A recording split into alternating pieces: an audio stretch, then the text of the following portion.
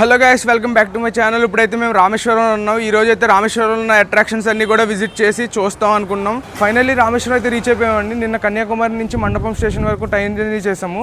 So అక్కడి నుంచి అయితే బస్సెస్ అవైలబుల్ ఉన్నాయి. బస్సెస్ తీసుకుని అయితే రామేశ్వరం వచ్చాం. సో ఇక్కడ కొంచెంసేపు సెర్చ్ చేసాం. హోటల్స్ అయితే తీసుకున్నాం. నా బ్యాక్ సైడ్ ఉంది కదా, ఆ హోటల్లోనే తీసుకున్నా. సో ఫస్ట్ అయితే రూమ్లోకి వెళ్ళి ఫ్రెష్ అప్ అయ్యి టెంపుల్ దర్శనం చేసుకుని చుట్టుపక్కల ఉన్న అట్రాక్షన్స్ అన్నీ కూడా ఈరోజు కవర్ చేద్దాం. వచ్చేసిన తర్వాత రూమ్ తీసుకున్నాం. రూమ్లోకి వచ్చాం. ఆ రూమ్ బాగుంది. 2000 అంట. బాగుంది. ఏసీ అది ఉంది. 3 పీపుల్స్ పడుకుంటా ఫ్రీగా బాగుంటుంది. పడుకుంటాకు నైట్ పీస్ఫుల్గా పడుకోవడానికి. రూమ్లో ఫ్రెష్ అప్ అయ్యి బయటకు వచ్చేటప్పటికి లంచ్ టైం అయిందండి. పక్కనే నియర్ బై ఉన్న హోటల్కి అయితే వెళ్ళాం. సౌత్ ఇండియన్ థాలీ అయితే ఆర్డర్ చేసాం. ఫుడ్ అయితే బాగుంది. అలా లంచ్ చేసి బయటకు వచ్చాక ఆటో అయితే మాట్లాడుకున్నాం అండి. మా 3 పీపుల్కి 1000 రూపీస్ చెప్పారు. 12 ప్లేసెస్ అయితే కవర్ చేస్తారంట. అందులో ఫస్ట్ ప్లేస్కి అయితే ఇప్పుడు వెళ్తున్నాం. రావణాసురుడు తమ్ముడైన విభూషణుడు టెంపుల్ అండి ఇది ఇప్పుడు వెళ్ళేది. ఈ వెళ్ళే వే అంతా కూడా మధ్యలో సముద్రం మధ్యలోంచి వెళ్ళామన్నమాట. ఇందాక చెప్పినట్టు ఈ టెంపుల్ అయితే సముద్రం మధ్యలో ఉందండి. ఇక్కడ ఈ ప్లేస్ అంతా చాలా పీస్ఫుల్గా ఉంది. నా బ్యాక్ సైడ్ ఉంది ఇదే టెంపుల్. మేము ఈ టెంపుల్లోకి వెళ్ళి దర్శనం చేసుకుని అయితే బయటకు వచ్చాము. కొంచెంసేపు టైం స్పెండ్ చేసి మళ్ళీ సెకండ్ ప్లేస్కి స్టార్ట్ అయ్యాము. ఇప్పుడు వెళ్ళబోయే సెకండ్ ప్లేస్ వచ్చి ధనుష్కోటి అండి. ఇది రామ్సేతుకి వెళ్ళే మధ్యదారిలోనే ఉంటుంది. సెకండ్ లొకేషన్ వచ్చి ధనుష్కోటి. ఇప్పుడు చూస్తున్నారు కదా, అక్కడ బ్రిడ్జ్ ఉంది, రైల్వే బ్రిడ్జ్.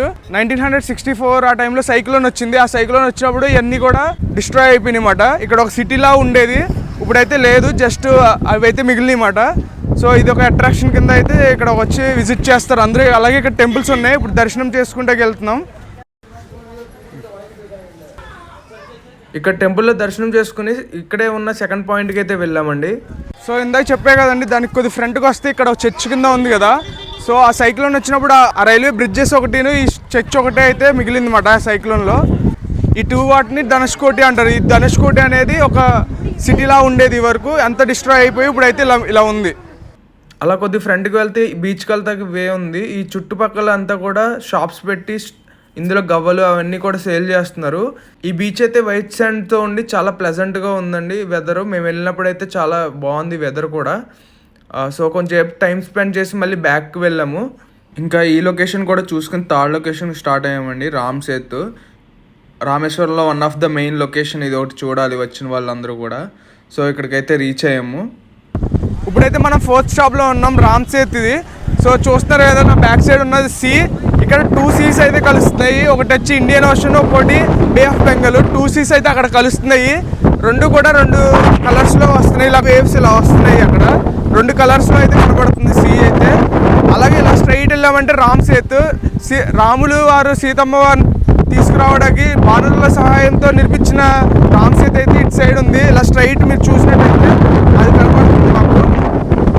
ఇక్కడ నుంచి 30 కిలోమీటర్స్ వాటర్ ట్రావెల్ చేసామంటే శ్రీలంకకి రీచ్ అవ్వచ్చు. సో అది మాట ఇక్కడ స్పెషాలిటీ, ఈ లొకేషన్ యొక్క స్పెషాలిటీ. సో అటు నుంచి ఇలా నడుచుకుంటూ వచ్చాము. ఇక్కడ చూస్తున్నారు కదా, ఇదే రామ్సేతు బ్రిడ్జ్. ఇప్పుడైతే అండర్ వాటర్ ఉంది. సో దాన్ని పైన అంతా వాటర్ ఉండటం వల్ల మనకి ఏం కనబట్లా. ఇప్పుడైతే మేము రామసేతుకి వచ్చామండి. రామసేతు చూద్దామంటే అది వాటర్లో ములిగి ఉంటుందంట. ఇప్పుడైతే కనిపించట్లేదు. అయినా సరే ఇక్కడ ప్లేస్ మటుకు చాలా ప్రజెంట్గా చాలా బాగుందండి. చాలామంది యాత్రికులు వాళ్ళు వస్తున్నారు. మేమంతా చూసాం, చాలా బాగుంది. ఇక్కడ కూల్గా ఉందండి వాతావరణం. అది మేము వచ్చిన టైం అయితే ఇంకా మంచి టైంలో వచ్చాము. రామసేతు చూసుకుని నెక్స్ట్ స్టాప్కి అయితే బయలుదేరామండి. ఇక్కడ రావడానికి 25 కిలోమీటర్స్, వెళ్ళడానికి కూడా 25 కిలోమీటర్స్ అండి.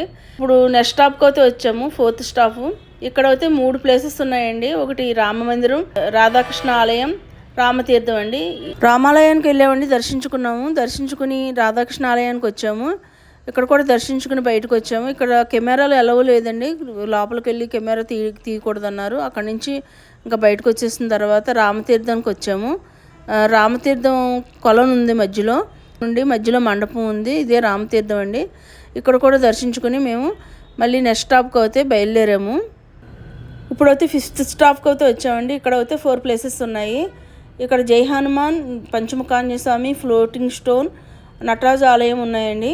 ఇక్కడ అయితే కెమెరాలు ఎలవ లేదన్నారండి. లోపలికి వెళ్ళి పంచముఖాంజనేయ స్వామి, జై హనుమాన్ దర్శించుకున్నాక ఫ్లోటింగ్ స్టోన్ కూడా చూసామండి. ఫ్లోటింగ్ స్టోన్ అంటే మనకు రామసేతు కట్టడానికి ఉపయోగించిన రాయిలు అన్నమాట అండి. ఇక్కడ ఉన్నాయి, ఇవి కూడా దర్శించుకుని అక్కడ నుంచి ఆపోజిట్లో ఉన్న నటరాజస్వామి ఆలయానికి అయితే వచ్చామండి.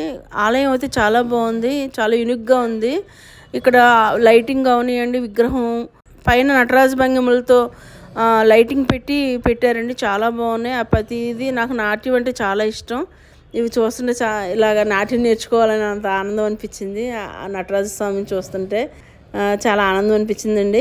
అక్కడి నుంచి చూసుకుని దర్శించుకుని బయటకు వచ్చేసాము. ఇక్కడ దర్శించుకున్నాక నెక్స్ట్ స్టాప్కి అయితే బయలుదేరామండి. 6th stop. ఇక్కడ అయితే 2 ప్లేసెస్ ఉన్నాయి, లక్ష్మణాలయం, లక్ష్మణ తీర్థం అండి. లక్ష్మణాలయంలో లక్ష్మణుని దర్శించుకున్నాక లక్ష్మణ తీర్థంకి అయితే వచ్చామండి. ఇది కూడా రామతీర్థం లానే ఉంది.